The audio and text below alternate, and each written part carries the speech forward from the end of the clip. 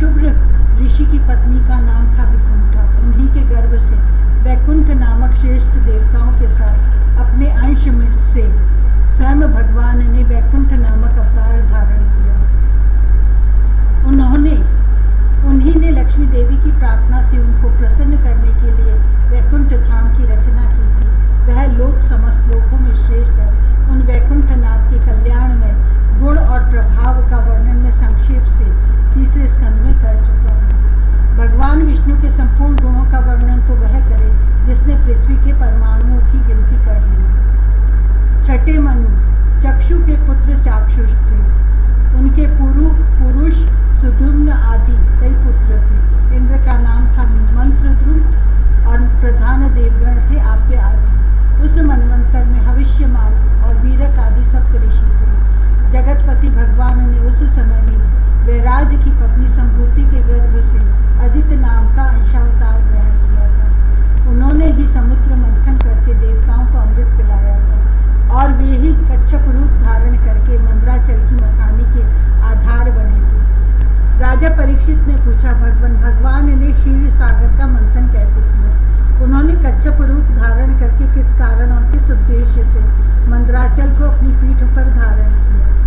देवताओं को उस समय अमृत कैसे मिला और भी कौन कौन सी वस्तुएं समुद्र से निकली? भगवान की यह लीला बहुत बड़ी ही अद्भुत है। आप कृपा करके अवश्य सुनाइए। आप भक्त वत्सल भगवान की महिमा का जो जो वर्णन करते हैं त्यों ही त्यों मेरा हृदय उसको और भी सुनने के लिए उत्सुक होता जा रहा है। अघाने का तो नाम ही नहीं लेता। क्यों ना हो, बहुत दिनों से यह संसार की ज्वालाओं से जलता जो रहा है।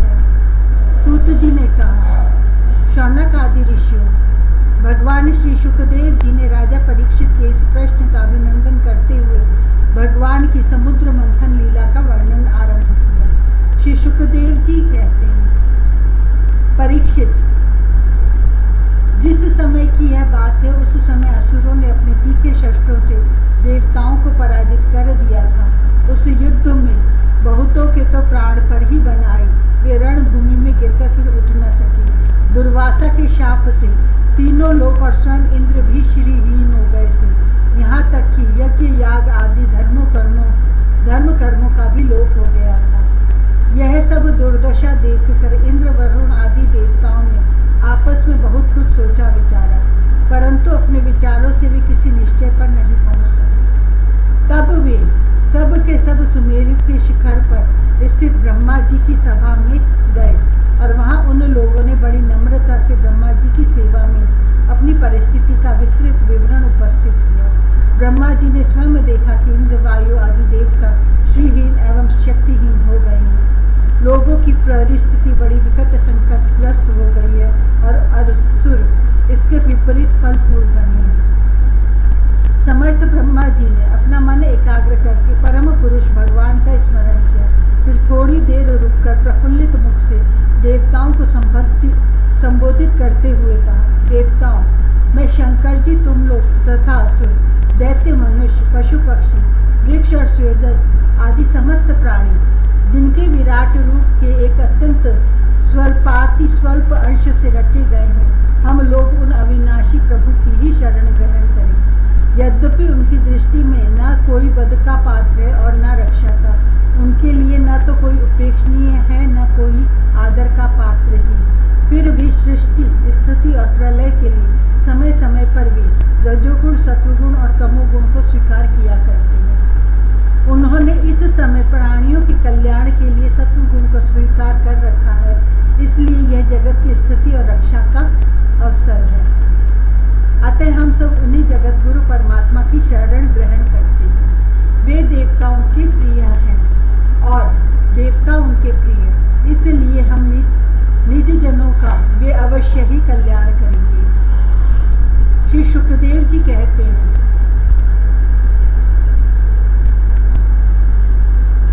इसलिए हम निज जनों का वे अवश्य ही कल्याण करेंगे। श्री शुकदेव जी कहते हैं, परीक्षित, देवताओं से यह कहकर ब्रह्मा जी देवताओं को साथ लेकर भगवान अजित के निज धाम वैकुंठ में गए। वह धाम तमोमयी प्रकृति से परे है। इन लोगों ने भगवान के स्वरूप और धाम के संबंध में पहले से ही बहुत कुछ सुन रखा था, परंतु ब्रह्मा जी एकाग्र मन से वेदवाणी के द्वारा भगवान की स्तुति करने लगे। ब्रह्मा जी बोले, भगवान आप निर्विकार, सत्य, अनंत, आदि पुरुष, सबके हृदय में अंतर्यामी रूप से विराजमान, अखंड एवं अतर्क्य है। मन जहाँ जहाँ जाता है वहाँ वहाँ आप पहले से ही विद्यमान रहते हैं। वाणी आपका निरूपण नहीं कर सकती। आप समस्त देवताओं के आराधनीय और स्वयं प्रकाश हैं। हम सब आपके चरणों में नमस्कार करते हैं। आप प्राण, मन, बुद्धि और अहंकार के ज्ञाता हैं। इंद्रियां और उनके विषय दोनों ही आपके द्वारा प्रकाशित होते हैं। अज्ञान आपका स्पर्श नहीं कर सकता। प्रकृति के विकार, मरने जीने वाले शरीर से भी आप रहित हैं। जीव के दोनों पक्ष, अविद्या और विद्या, आप में बिल्कुल ही नहीं है। आप अविनाशी और सुख स्वरूप है। सतयुग, त्रेता और द्वापर में तो आप प्रकट रूप से ही विराजमान रहते हैं। हम सब आपकी शरण ग्रहण करते हैं। यह शरीर जीव का एक मनोमय चक्र, रथ का पहिया है। 10 इंद्रिय और 5 प्राण, यह 15 इसके अरे हैं। सत्व, रज और तम, ये 3 गुण इसकी नाभि हैं। पृथ्वी, जल, तेज, वायु, आकाश, मन, बुद्धि और अहंकार, ये 8 इसमें नेमी पहिए का घेरा है। स्वयं माया इसका संचालन करती है और यह बिजली से भी अधिक शीघ्रगामी है। इस चक्र के धुरे हैं स्वयं परमात्मा। वे ही एकमात्र सत्य है। हम उनकी शरण में हैं, जो एकमात्र ज्ञान स्वरूप, प्रकृति से परे एवं अदृश्य है, जो समस्त वस्तुओं के मूल में स्थित अव्यक्त है और देश काल अथवा वस्तु से जिनका पार नहीं पाया जा सकता। वही प्रभु इस जीव के हृदय में अंतर्यामी रूप से विराजमान रहते हैं। विचारशील मनुष्य भक्ति योग के द्वारा उन्हीं की आराधना करता है। जिस माया से मोहित होकर जीव अपने वास्तविक लक्ष्य अथवा स्वरूप को भूल गया है, वह उन्हीं की है और कोई भी उसका पार नहीं पा सकता। परंतु सर्वशक्तिमान प्रभु अपनी उस माया तथा उसके गुणों को अपने वश में करके समस्त प्राणियों के हृदय में समभाव से विचरण करते रहते हैं। जीव अपने पुरुषार्थ से नहीं, उनकी कृपा से ही उन्हें प्राप्त कर सकता है। हम उनके चरणों में नमस्कार करते हैं। यूँ तो हम देवता एवं ऋषिगण भी उनके परम प्रिय सत्वमय शरीर से ही उत्पन्न हुए हैं, फिर भी उनके बाहर भीतर एक रस प्रकट वास्तविक स्वरूप को नहीं जानते। तब रजोगुण एवं तमोगुण प्रधान असुर आदि तो उन्हें जान ही कैसे सकते हैं। उन्हीं प्रभु के चरणों में हम नमस्कार करते हैं। उन्हीं की बनाई हुई यह पृथ्वी उनका चरण है। इसी पृथ्वी पर जरायुज, अंडज, स्वेदज और उद्भिज, ये 4 प्रकार के प्राणी रहते हैं। वे परम स्वतंत्र, परम ऐश्वर्यशाली, पुरुषोत्तम परब्रह्म हम पर प्रसन्न हो। यह परम शक्तिशाली जल उन्हीं का वीर है। इसी से तीनों लोक और समस्त लोकों के लोकपाल उत्पन्न होते, बढ़ते और जीवित रहते हैं। वे परम ऐश्वर्यशाली परब्रह्म हम पर प्रसन्न हो। श्रुतियाँ कहती हैं कि चंद्रमा उस प्रभु का मन है। यह चंद्रमा समस्त देवताओं का अन्न, बल एवं आयु है। वही वृक्षों का सम्राट एवं प्रजा की वृद्धि करने वाला है। ऐसे मन को स्वीकार करने वाले परम ऐश्वर्यशाली प्रभु हम पर प्रसन्न है। अग्नि प्रभु का मुख है। उसकी उत्पत्ति ही इसलिए हुई है कि वेद के यज्ञ, याग आदि कर्म कांड पूर्ण रूप से संपन्न हो सके। यह अग्नि ही शरीर के भीतर जठराग्नि रूप से और समुद्र के भीतर बड़वानल के रूप से रहकर उनमें रहने वाले अन्न, जल आदि धातुओं का पाचन करता रहता है और समस्त द्रव्यों की उत्पत्ति भी उसी से हुई है।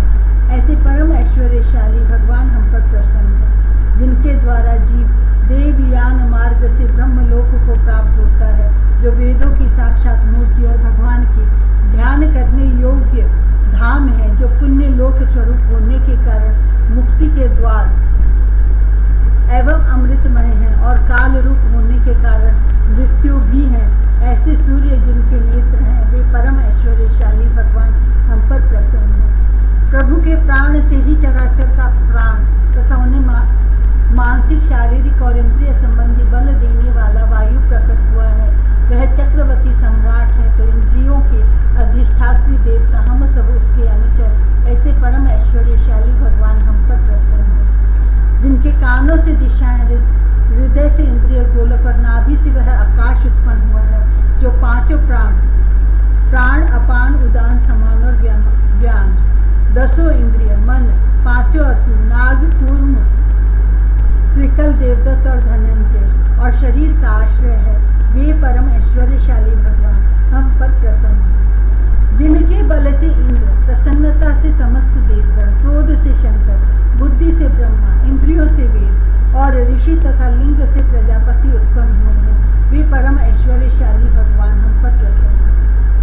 जिनके वक्षः स्थल से लक्ष्मी, छाया से पितृगण, स्तन से धर्म, पीठ से अधर्म, सिर से आकाश और बिहार से अप्सराएं प्रकट हुई हैं, वे परम ऐश्वर्यशाली भगवान हम पर प्रसन्न हैं। जिनके मुख से ब्राह्मण और अत्यंत रहस्यमय वेद, भुजाओं से क्षत्रिय और बल, जंघाओं से वैश्य और उनकी वृत्ति, व्यापार कुशलता तथा चरणों से वेद बाह्य शूद्र और उनकी सेवा आदि वृत्ति प्रकट हुई है, वे परम ऐश्वर्यशाली भगवान हम पर प्रसन्न हैं। जिनके अधर से लोभ और ओष्ठ से प्रीति, नासिका से कांति, स्पर्श से पशुओं का प्रिय काम, भोहों से यम और नेत्र के रोमों से काल की उत्पत्ति हुई है, वे परम ऐश्वर्यशाली भगवान हम पर प्रसन्न हैं। पंचभूत, काल, कर्म, सत्व आदि गुण और जो कुछ विवेकी पुरुषों के द्वारा बाधित किए जाने योग्य, निर्वचनीय या अनिर्वचनीय विशेष पदार्थ हैं, वे सब के सब भगवान की योग माया से ही बने हैं, ऐसा शास्त्र कहते हैं। वे परम ऐश्वर्यशाली भगवान हम पर प्रसन्न हैं। जो माया निर्मित गुणों से दर्शन आदि वृत्तियों के द्वारा आसक्त नहीं होते, जो वायु के समान सदा सर्वदा असंग रहते हैं, जिनमें समस्त शक्तियां शांत हो गई हैं, उन अपने आत्मानंद के लाभ से परिपूर्ण आत्मस्वरूप भगवान को हमारे नमस्कार हैं। प्रभु, हम आपके शरणागत हैं और चाहते हैं कि मंद मंद मुस्कान से युक्त आपका मुख कमल अपने इन्हीं नेत्रों से देखें। आप कृपा करके हमें उसका दर्शन कराइए। प्रभु, आप समय समय पर स्वयं ही अपनी इच्छा से अनेकों रूप धारण करते हैं और जो काम हमारे लिए अत्यंत कठिन होता है उसे आप सहज में ही कर देते हैं। आप सर्वशक्तिमान हैं, आपके लिए इसमें कौन सी कठिनाई है। विषयों के लोभ में पड़कर जो देह अभिमानी दुख भोग रहे हैं, उन्हें कर्म करने में परिश्रम और क्लेश तो बहुत अधिक होता है, परंतु फल बहुत कम निकलता है। अधिकांश में तो उनकी विफलता ही हाथ लगती है, परंतु जो कर्म आपको समर्पित किए जाते हैं उनके करने के समय ही परम सुख मिलता है। वे स्वयं फल रूप ही हैं। भगवान को समर्पित किया हुआ छोटे से छोटा कर्माभास भी कभी विफल नहीं होता, क्योंकि भगवान जीव के परम हितैषी, परम प्रियतम और आत्मा ही है। जैसे वृक्ष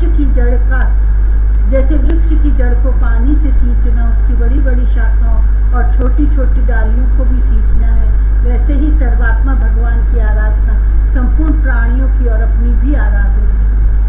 जो तीनों काल और उससे परे भी एक रस स्थित है, जिनकी लीलाओं का रहस्य तर्क वितर्क से परे है, जो स्वयं गुणों से परे रहकर भी सब गुणों के स्वामी है तथा इस समय सत्व गुण में स्थित है, ऐसे आपको हम बार बार नमस्कार करते हैं।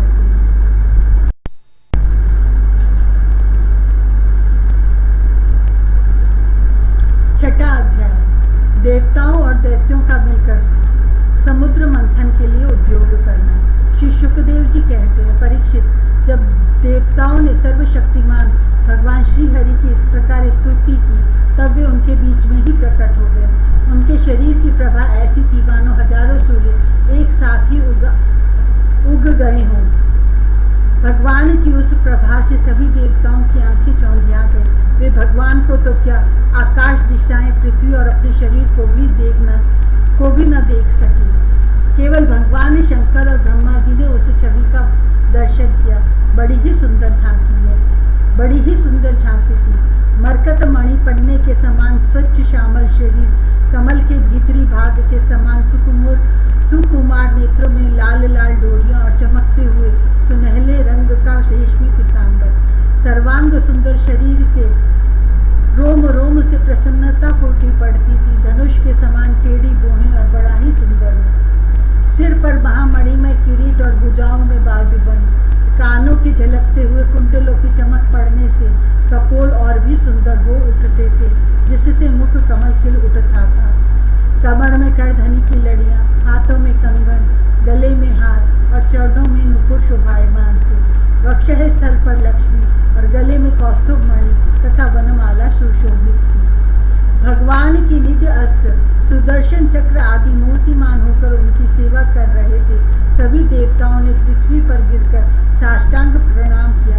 फिर सारे देवताओं को साथ ले शंकर जी तथा ब्रह्मा जी परम पुरुष भगवान की स्तुति करने लगे।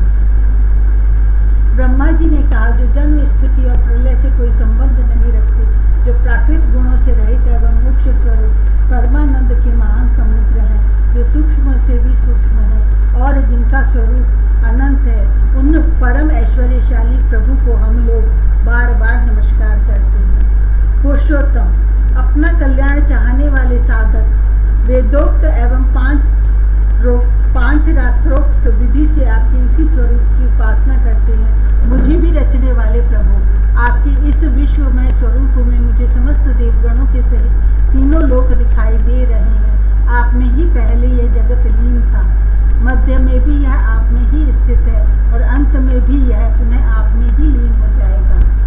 आप स्वयं कार्य कारण से परे परम स्वतंत्र हैं। आप ही इस जगत के आदि, अंत और मध्य हैं। वैसे ही जैसे घड़े का आदि, मध्य और अंत मिट्टी है, आप अपने ही आश्रय रहने वाली अपनी माया से इस संसार की रचना करते हैं और इसमें फिर से प्रवेश करके अंतर्यामी के रूप में विराजमान होते हैं। इसीलिए विवेकी और शास्त्रज्ञ पुरुष बड़ी सावधानी से अपने मन को एकाग्र करके इन गुणों की, विषयों की भीड़ में भी आपके निर्गुण स्वरूप का ही साक्षात्कार करते हैं। जैसे मनुष्य युक्ति के द्वारा लकड़ी से आग, गौ से अमृत के समान दूध, पृथ्वी से अन्न तथा जल और व्यापार से अपनी आजीविका प्राप्त कर लेते हैं, वैसे ही विवेकी पुरुष भी अपनी शुद्ध बुद्धि से भक्ति योग, ज्ञान योग आदि के द्वारा आपको इन विषयों में ही प्राप्त कर लेते हैं तथा और अपनी अनुभूति के अनुसार आपका वर्णन भी करते हैं। कमलनाथ, जिस प्रकार दावाग्नि से झुलसता हुआ हाथी गंगा जल में डुबकी लगाकर सुख और शांति का अनुभव करने लगता है, वैसे ही आपके आविर्भाव से हम लोग परम सुखी और शांत हो गए हैं। स्वामी, हम लोग बहुत दिनों से आपके दर्शनों के लिए अत्यंत लालायित हो रहे थे। आप ही हमारे बाहर और भीतर के आत्मा हैं। हम सब लोकपाल जिस उद्देश्य से आपके चरणों की शरण में आए हैं, उसे आप कृपा करके पूर्ण कीजिए। आप सबके साक्षी हैं, अतः इस विषय में हम लोग आपसे और क्या निवेदन करें। प्रभु, मैं, शंकर जी, अन्य देवता, ऋषि और दक्ष आदि प्रजापति सब के सब अग्नि से अलग हुई चिंगारी की तरह आपके ही अंश हैं और अपने को आपसे अलग मानते हैं। ऐसी स्थिति में प्रभु, हम लोग समझ ही क्या सकते हैं। ब्राह्मण और देवताओं के कल्याण के लिए जो कुछ करना आवश्यक हो, आप उसका आदेश आप ही दीजिए और आप वैसा स्वयं कर भी लीजिए। श्री शुक्रदेव जी कहते हैं, ब्रह्मा आदि देवताओं ने इस प्रकार स्तुति करके अपनी सारी इंद्रियां रोक ली और सब बड़ी सावधानी के साथ हाथ जोड़कर खड़े हो गए। उनकी स्तुति सुनकर और उसी प्रकार उनके हृदय की बात जानकर भगवान मेघ के समान गंभीर वाणी से बोले, परीक्षित, समस्त देवताओं के तथा जगत के एकमात्र स्वामी भगवान अकेले ही उनका सब कार्य करने में समर्थ थे।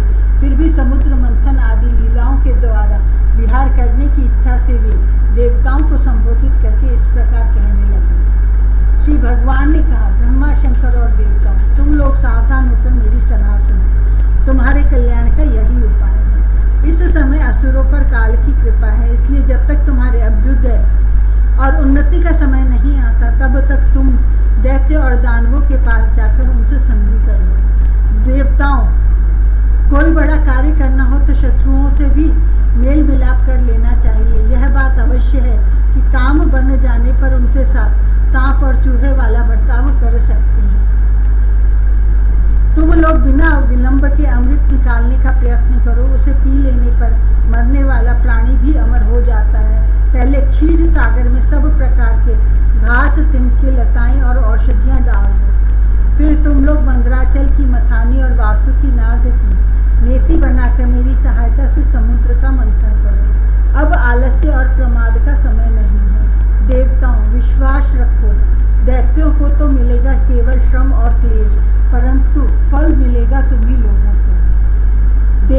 असुर लोग तुमसे जो जो चाहें सब स्वीकार कर लो, शांति से सब काम बन जाते हैं, क्रोध करने से कुछ नहीं होता।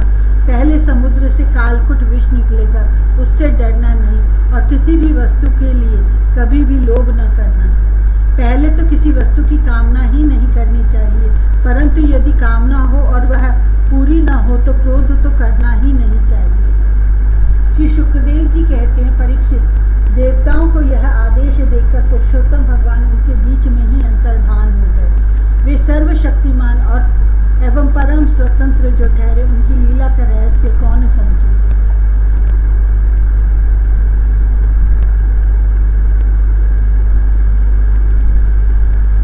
उनके चले जाने पर ब्रह्मा और शंकर ने फिर से भगवान को नमस्कार किया और वे अपने अपने लोकों को चले गए। तदंतर इंद्र आदि देवता राजा बलि के पास गए। देवताओं को बिना अस्त्र शस्त्र के सामने आते देख दैत्य सेनापतियों के मन में बड़ा क्षोभ हुआ। उन्होंने देवताओं को पकड़ लेना चाहा, परंतु दैत्यराज बलि संधि और विरोध के अवसर को जानने वाले एवं पवित्र कीर्ति से संपन्न थे।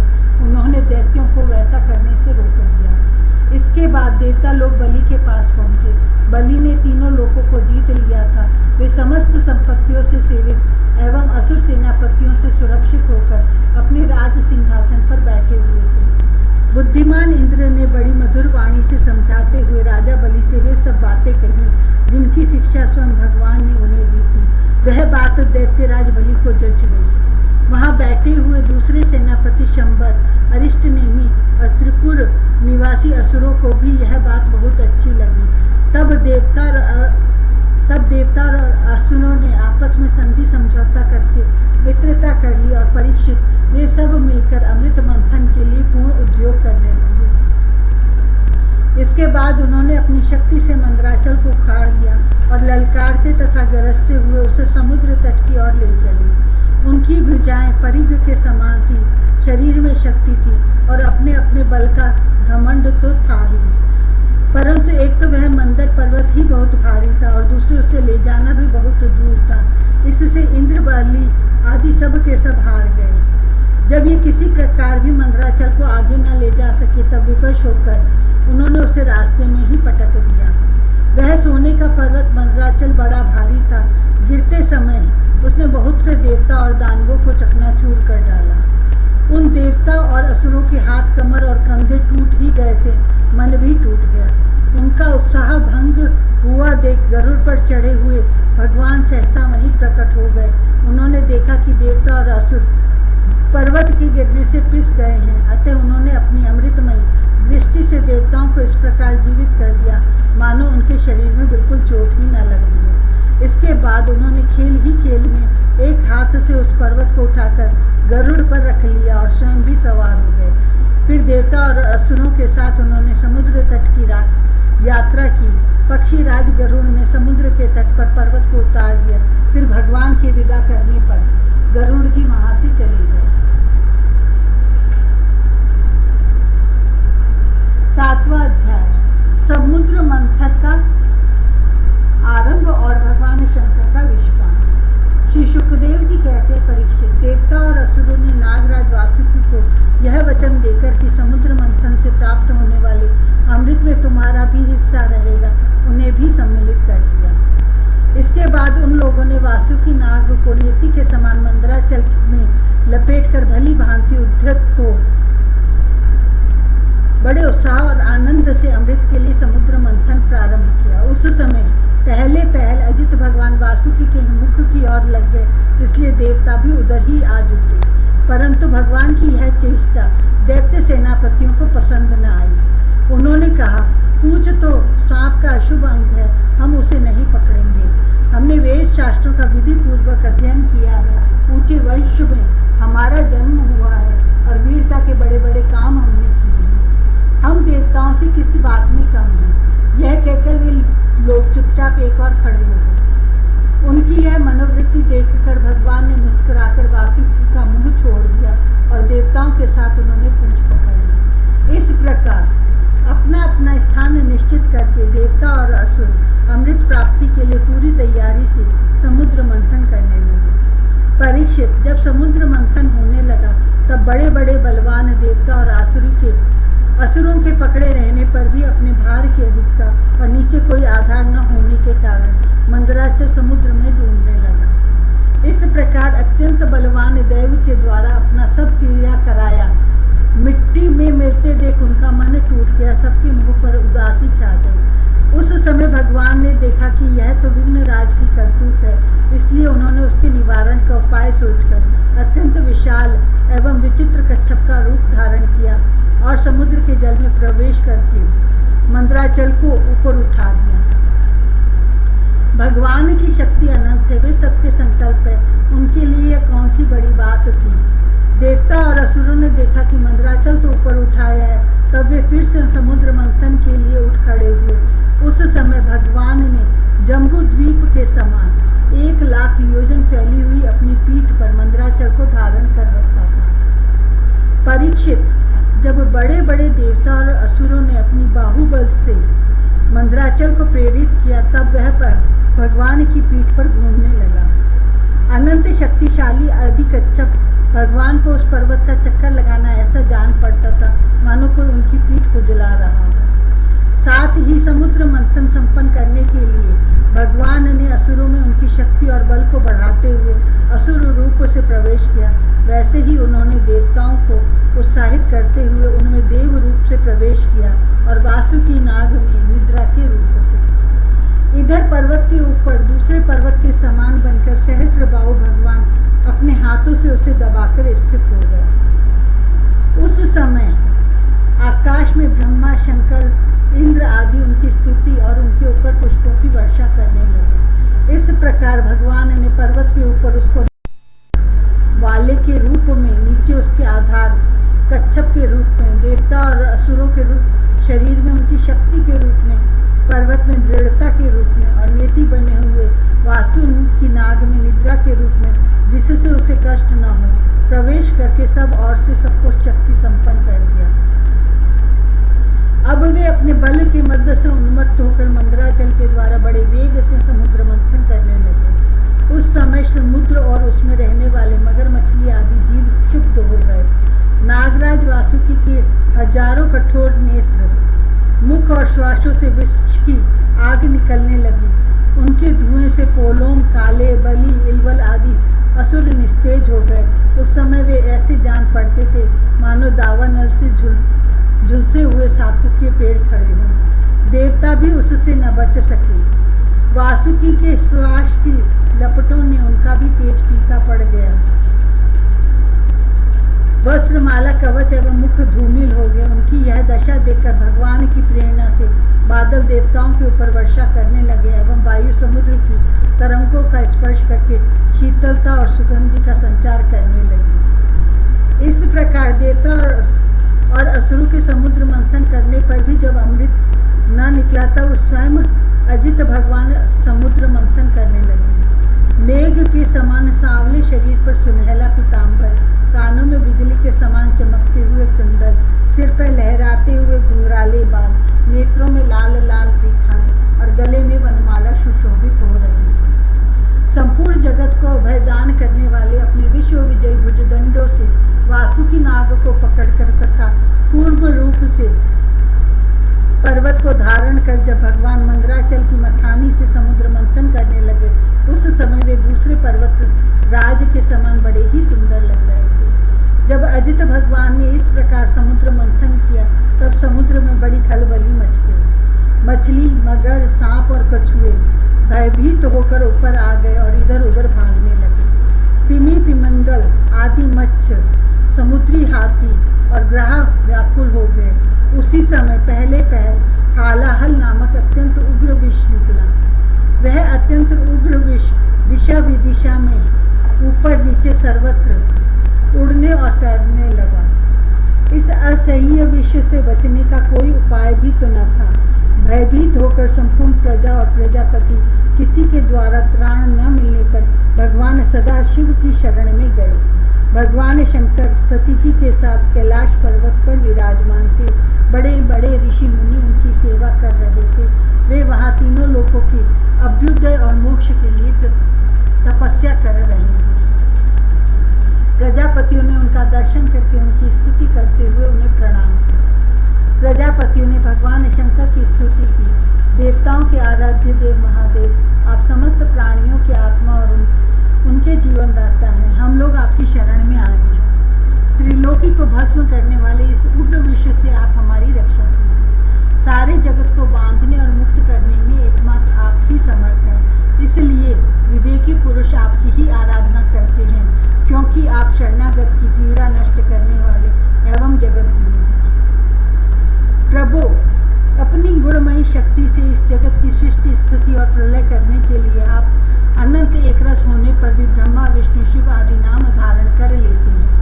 आप स्वयं प्रकाश हैं। इसका कारण यह है कि आप परम रहस्यमय ब्रह्म तत्व हैं। जितने भी देवता, मनुष्य, पशु, पक्षी आदि सत अथवा असत चराचर प्राणी हैं, उनको जीवन दान देने वाले आप ही हैं। आपके अतिरिक्त सृष्टि भी और कुछ नहीं है, क्योंकि आप आत्मा हैं। अनेक शक्तियों के द्वारा आप ही जगत रूपों में भी प्रतीत हो रहे हैं, क्योंकि आप ईश्वर हैं, सर्वसमर्थ हैं। समस्त वेद आपसे ही प्रकट हुए हैं, इसलिए आप समस्त ज्ञानों के मूल स्रोत, स्वतः सिद्ध ज्ञान हैं। आप ही जगत के आदि कारण, महत् तत्व और त्रिविध अहंकार हैं, और आप ही प्राण, इंद्रिय, पंच महाभूत तथा शब्द आदि विषयों के भिन्न भिन्न स्वभाव और उनके मूल कारण हैं। आप स्वयं ही प्राणियों की वृद्धि और ह्रास करने वाले काल हैं, उनका कल्याण करने वाले यज्ञ हैं एवं सत्य और मधुर वाणी है। धर्म भी आपका ही स्वरूप है। आप ही अ, उ, म इन तीनों अक्षरों से युक्त प्रणव है अथवा त्रिगुणात्मिका प्रकृति है, ऐसा वेदवादी महात्मा कहते हैं। सर्वदेव स्वरूप अग्नि आपका मुख है। तीनों लोकों के अभ्युदय करने वाले शंकर, यह पृथ्वी आपका चरण कमल है। आप अखिल देव स्वरूप हैं। यह काल आपकी गति है। दिशाएं कान है और वरुण रसनेन्द्रिय हैं। आकाश नाभि है, वायु श्वास है, सूर्य नेत्र है और जल वीर है।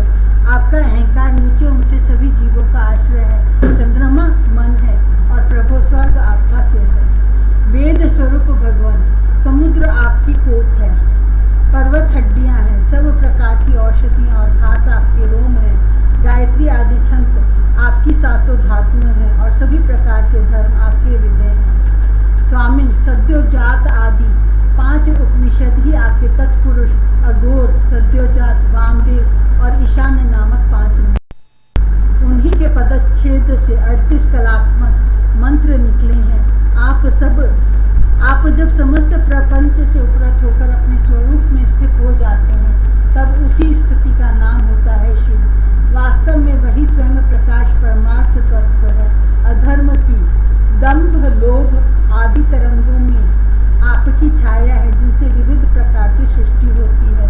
वे सत्व, रज और तम आपके 3 नेत्र हैं। प्रभु, गायत्री आदि छंद रूप सनातन वेद ही आपका विचार है, क्योंकि आप ही सांख्य आदि समस्त शास्त्रों के रूप में स्थित हैं और उनके कर्ता भी हैं। भगवान, आपका परम ज्योतिर्मय स्वरूप स्वयं ब्रह्म है। उसमें न तो रजोगुण, तमोगुण एवं सत्व गुण है और न किसी प्रकार का भेदभाव है। आपके उस स्वरूप को सारे लोकपाल, यहाँ तक कि ब्रह्मा, विष्णु और देवराज इंद्र भी नहीं जान सकते। आपने कामदेव, दक्ष के यज्ञ, त्रिपुरासुर और कालकूट विष, जिसको आप अभी अभी अवश्य पी जाएंगी, और अनेक जीवद्रोही असुरों को नष्ट कर दिया है। परंतु यह कहने से आपकी कोई स्तुति नहीं होती, क्योंकि प्रलय के समय आपका बनाया हुआ यह विष आपके ही नेत्र से निकली हुई आग की चिंगारी एवं लपट से जलकर भस्म हो जाता है, और आप इस प्रकार ध्यानमग्न रहते हैं कि आपको इसका पता ही नहीं चलता। जीवन मुक्त आत्मा राम पुरुष अपने हृदय में आपके युगल चरणों का ध्यान करते रहते हैं, और आप स्वयं भी निरंतर ज्ञान और तपस्या में ही लीन रहते हैं। फिर भी सती के साथ रहते देखकर जो आपको आसक्त एवं शमशानवासी रहने के कारण, शमशानवासी होने के कारण उग्र अथवा निष्ठुर बतलाते हैं, वे मूर्ख आपकी लीलाओं का रहस्य भला क्या जानते। उनका वैसा कहना निर्लज्जता से भरा है। इस कार्य और कारण रूप जगत से परे माया है, और माया से भी अत्यंत परे आप हैं। इसलिए प्रभु, आपके अनंत स्वरूप का साक्षात ज्ञान प्राप्त करने में सहसा ब्रह्मा आदि भी समर्थ नहीं होते। फिर स्तुति तो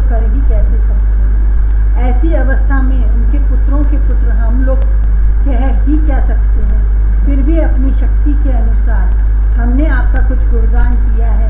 हम लोग तो केवल आपके इसी लीला विहारी रूप को देख रहे हैं, आपके परम स्वरूप को हम नहीं जानते।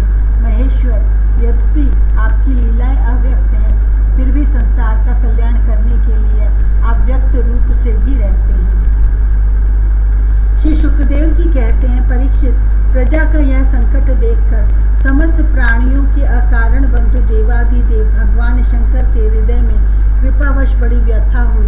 उन्होंने अपनी प्रिय सती से यह बात कही। शिवजी ने कहा, देवी, यह बड़े खेद की बात है। देखो तो सही, समुद्र मंथन से निकले हुए कालकूट विष के कारण प्रजा पर कितना बड़ा दुख आ पड़ा है। ये बेचारे किसी प्रकार अपने प्राणों की रक्षा करना चाहते हैं। इस समय मेरा यह कर्तव्य है कि मैं इन्हें निर्भय कर दूं।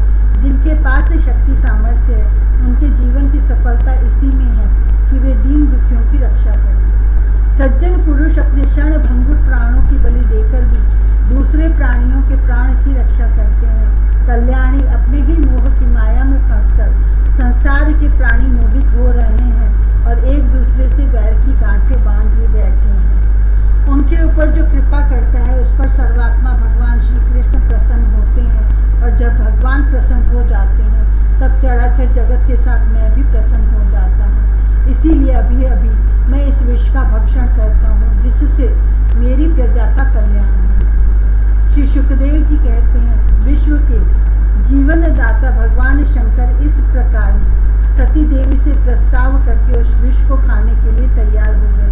देवी तो उनका प्रभाव जानती ही थी। उन्होंने हृदय से इस बात का अनुमोदन किया। भगवान शंकर बड़े कृपालु हैं, उन्हीं की शक्ति से समस्त प्राणी जीवित रहते हैं। उन्होंने उस तीक्ष्ण हालाहल विष को अपनी हथेली पर उठाया और भक्षण कर गए। वह विष जल का पाप मल था। उसने शंकर जी पर भी अपना प्रभाव प्रकट कर दिया। उससे उनका कंठ नीला पड़ गया। परंतु वह तो प्रजा का कल्याण करने वाले भगवान शंकर के लिए भूषण रूप हो गया। परोपकारी सज्जन प्रायः प्रजा का दुख टालने के लिए स्वयं दुख झेला ही करते हैं, परंतु यह दुख नहीं है। यह तो सबके हृदय में विराजमान भगवान की परम आराधना है। देवाधिदेव भगवान शंकर सबकी कामना पूर्ण करने वाले हैं।